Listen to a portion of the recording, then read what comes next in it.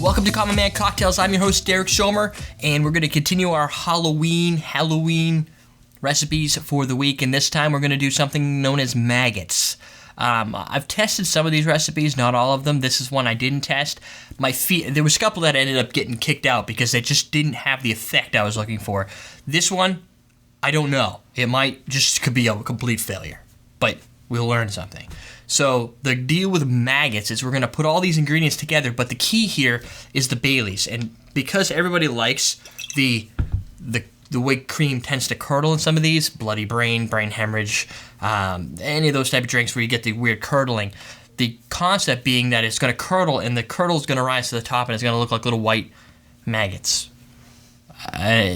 Yeah, I know. I don't know why you'd want to drink it, but we're going to do it. Why? Because it's got Baileys, vodka, peach schnapps, and kahlua. I think the peach schnapps and Baileys are really going to do it because they seem to really go good together. That's how you usually make a brain hemorrhage. So we're going to just throw them all together, half ounce of everything. And the trick is we're not going to shake it. We're not going to be aggressive with this because you're going to lose the effect. So we're going to give it one shake. Then we're going to pour it into a glass that we've got here. We use this already, or depending on the order of the shows. First time, I don't know. And it's a cool skull glass. Now, you're supposed to put this in a rocks glass. This is probably about the size of a rocks glass, maybe a little bigger. You don't think that's bigger than you think? It's bigger. It depends on the rocks glass, though. Some of them are tiny. Yeah. Like the rocks glass you get at the Chinese food restaurant, which was like this little thing for whiskey sour or whatever it was. No, I didn't have whiskey sour. Washington apple. There we go. So we're going to build it in here and just shake it once, throw it in there. Let's do it. Oh, and check this out. We just got this. This came in the mail the other day, and I did a taste. I got my tasting notes done. Jennifer drank this straight. This is bison grass vodka. It's a Polish vodka. She drank it straight, and she liked it. She actually said, I like this. It's a little sweet nuance to it. It's got an aroma to it that I can't really pick out. It must be grass. But it's really a vodka. It's a Zubrowstwa, I think it is, or something like that. It's neat. It's supposed to be authentic. I haven't done a lot of research, but it does have a piece of grass inside, if you could see that. And that's not what turns it green, I guess. That's part of the distillate. But the grass is there for effect. So whatever. Let's get this ice in here first.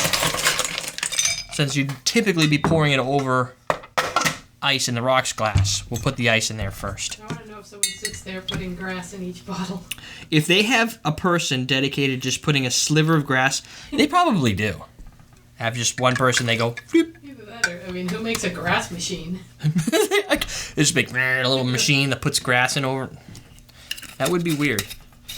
But we've seen odder things inside of bottles, especially tequila. Worms. It's all marketing. There's really no need. But whatever. We're going to do a half ounce of peach schnapps, and we're going to need this. So if you got peach schnapps and you got Midori and Baileys, you'll be ready for our Saturday episode because we decided to go with a Ghostbuster cocktail. So get those ready. And a half ounce of kahlua. Now, we probably don't have a half ounce in here. We've got about an eighth of an ounce because we used it in a prior show. So burn one kahlua, open another. Because that's just how we roll. And most people roll, I guess. Oh, no. You know what is weird? And you might have this at home, too, is if you might have like a bunch of alcohol, perhaps not as much as some people get because we don't pay for it all. But if you have a lot, usually there's one or two ingredients that you use the most. X-rated for our buddy Don, who just has all this alcohol, but he only really drinks his X-rated. There we go. Now, technically, it's done. It already looks weird. I don't know. I think it's going to be tasty regardless. I just don't think it's going to look like maggots. That might be a good thing. So we shake it once. Then we're going to see if we can take the top off. That was almost 2 shakes there. Pour that in here.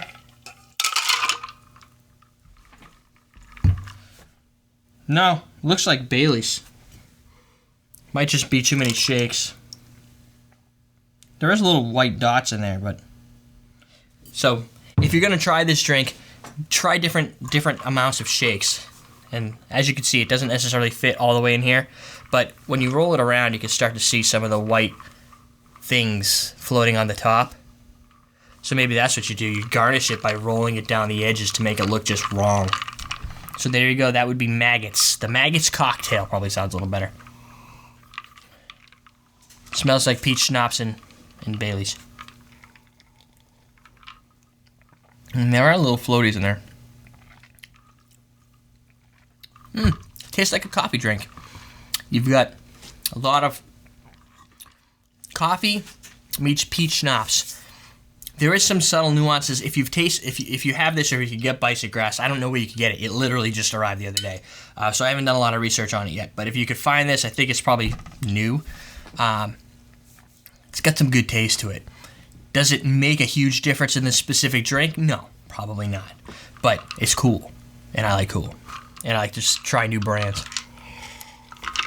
There you go. Give that a try. Experiment with the shakes. Tell me what you could get. Leave a comment. Tell me what you did to get the best looking maggots. I'm your host, Derek Schomer. For our Halloween week, we're teaching you how to drink.